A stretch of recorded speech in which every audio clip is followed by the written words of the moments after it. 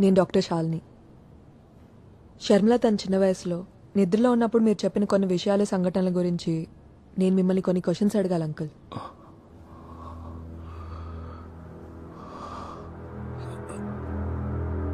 ఏంటవి? అంకుల్, నేను చెప్పేది జాగ్రత్తగా వినండి. ఇది చాలా సీరియస్ ఇష్యూ. షర్మిల తన చిన్న వయసు అప్పుడు విన్న విషయాలన్నీ తన సబ్కాన్షియస్ మైండ్లో ఎక్కడో డీప్గా ఉండిపోయాయి. అవి 30 సంవత్సరాల ముందు జరిగిన కొన్ని మర్డర్స్ గురించి. షర్మిల నిద్రలో అవన్నీ కథల్లా చెప్తే షర్మిల కొడుకు వాటిని పుస్తకాల్లో రాస్తున్నాడు. మీరు చేసిన హత్యల ఇన్ఫర్మేషన్ మొత్తం మా దగ్గర ఉంది.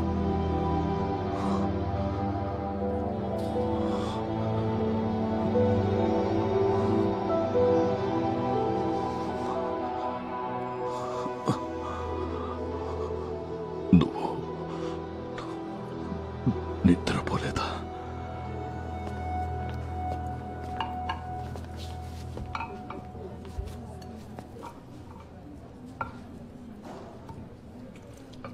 ఆ ముసలి తాత ఎవరు? కథలు చెప్తుంటాడు నీలాగా.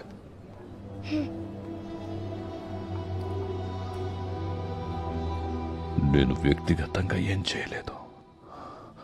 పార్టీలో శత్రువుల్ని ఏరేశాం. అది డైరెక్ట్గా కాదు, కోఆపరేషన్ మాత్రమే. స్థలం, సందర్భం, అవసరమైన వాళ్ళని చూసేవాడిని.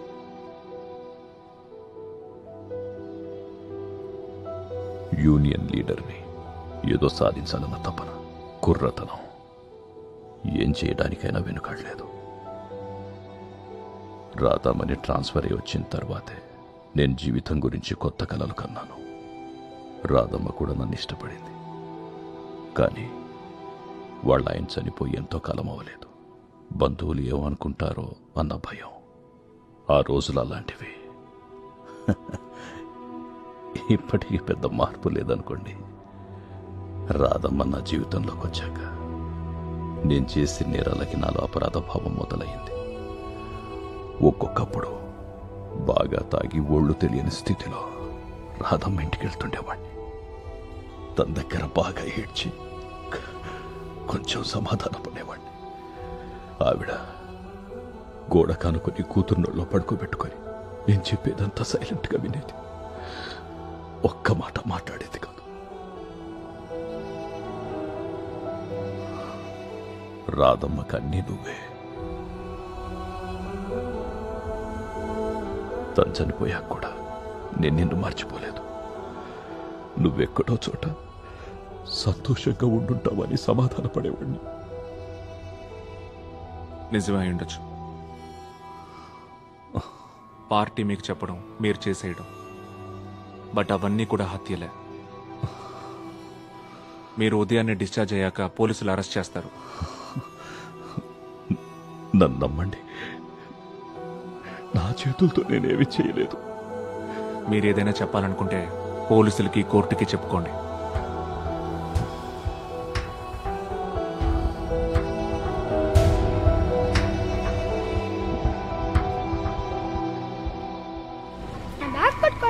అంత బరువు ఉందా బ్యాగ్? తెలుస్తుంది. అసలు నువ్వు ఏమన్నా చదువుతున్నావా లేకపోతే యాంగ్రీ బర్డ్స్ ఆడుకుంటున్నావా? ఆ పిచ్చి గేమ్ నేను ఆడను. యాంగ్రీ బర్డ్స్ లో నేను టాప్ స్కోర్ అని తెలుసా? మీకు అంత సీన్ లేదు. నాకొక వీడియో కాన్ఫరెన్స్ ఉంది. అయితే నితిన్ నేను తీసుకెళ్ళనా? కాసేపు డ్రాప్ చేస్తాను.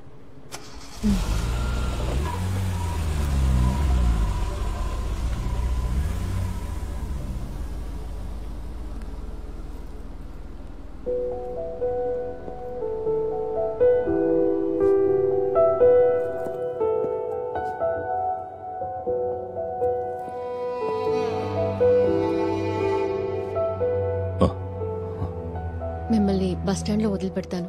ఇంకా ఎక్కువసేపు ఇక్కడ ఉండొద్దు. మరి పోలీసులు? ఇప్పటికి ఇంకా వాళ్ళకి తెలీదు. వాళ్ళు వచ్చేలోపు ఇక్కడి నుంచి వెళ్ళిపోండి.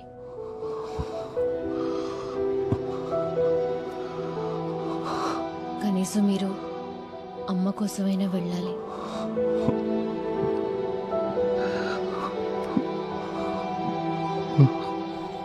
హలో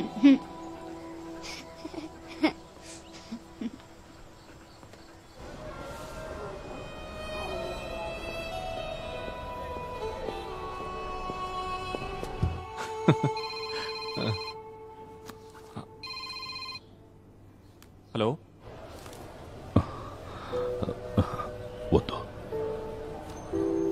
ఒట్టి చేతులతో ఇక్కడికి వచ్చారు కదా, పర్లేదు ఉంచండి. Sure, I will update. ఆయన హాస్పిటల్ నుంచి వెళ్ళిపోయాడు. సెలైన్ మార్చడానికి వెళ్ళేసరికి అక్కడ లేడంట. వదిలేరా, ఈ వయసులో ఆయన పోలీసులు పట్టించడం అవసరం ఉంటావా? అయినా అవన్నీ నువ్వెలా ప్రూవ్ చేయగలవు? రే, ఆయనతో ఇవన్నీ చేయించిన పెద్ద మనుషులు ఇప్పుడు ఏ పొజిషన్లో ఉండుంటారో ఊహించుకో. ఈ మ్యాటర్ వాళ్ళ దాకా వెళ్ళిందనుకో, ఆయన్ని వదలరు, నిన్ను వదలరు, నన్ను వదలరు. రేపో మాపో పోయే ముసలాడు గురించి ఎందుకురా మనకి ఇదంతా? డార్లింగ్, ఏ ఆడుకుందామా?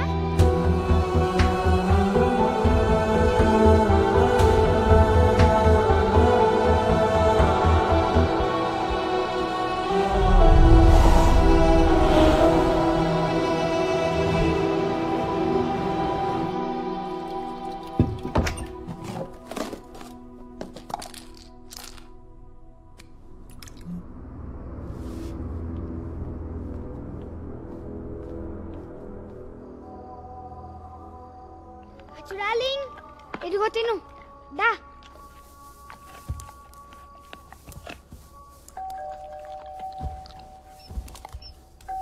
లేవు ఆ? ఆ హాస్పిటల్లో ఇందాక ముసలైన రాధమ్మ అని చెప్పాడు కదా, అది ఎవరు? అమ్మమ్మ అవుతుంది నీకు ఆవిడ.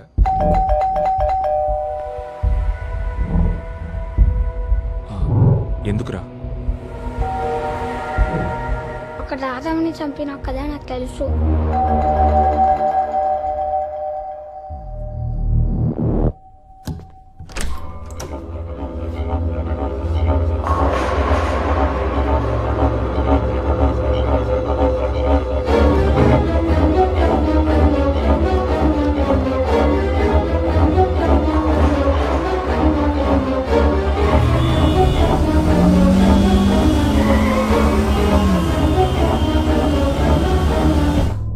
ఇక హత్య రాజకీయాలను వదిలేసి వచ్చేయమని రాధమ్మ నన్ను ఒత్తిడి చేసింది.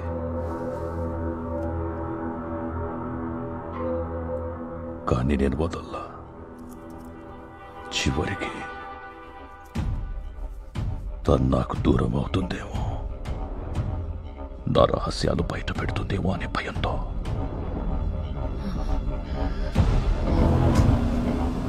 రాధమ్మని శవం ఊబిలోకి జారిపోతుంటే నా కళ్ళల్లోకి చూస్తూ ప్రాణాలు వదిలేసింది. అంత్యక్రియలయ్యాక అందరూ వెళ్ళిపోయారు. రాధమ్మ రూమ్లో నువ్వు ఏడ్చి ఏడ్చి అలసి నిద్రపోయావు. నిన్ను చూసి మనసు బద్దలయ్యింది. రాధమ్మకు చెప్పినట్టుగానే నీ కాళ్ళ దగ్గర కూర్చొని ఎలా చంపానో చెప్పాను.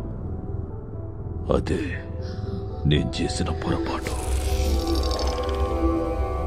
నన్ను నమ్ము, నా చేతులతో నేనేం చేయలేదు. అమ్మని నువ్వేం చేసింది మర్చిపోకుండా ఉండడం కోసం నా మనసు నువ్వు చేసిన మర్డర్స్ అన్నీ గుర్తుంచుకుంది. అమ్మ ఆస్తమా రోగ అయి ఉండడం, నీ రాజకీయ పలుకుబడి అన్నీ సులభమయ్యే కదా.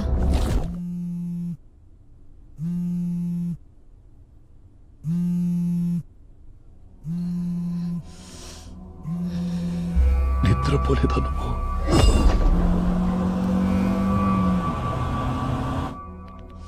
రాధమ్మకు చెప్పినట్టుగానే నీ కాళ్ళ దగ్గర కూర్చొని ఎలా చంపానో చెప్పాను. నీ కొడుక్కి కూడా ఈ కథలన్నీ తెలుసని ఆ డాక్టర్ చెప్పిందిగా.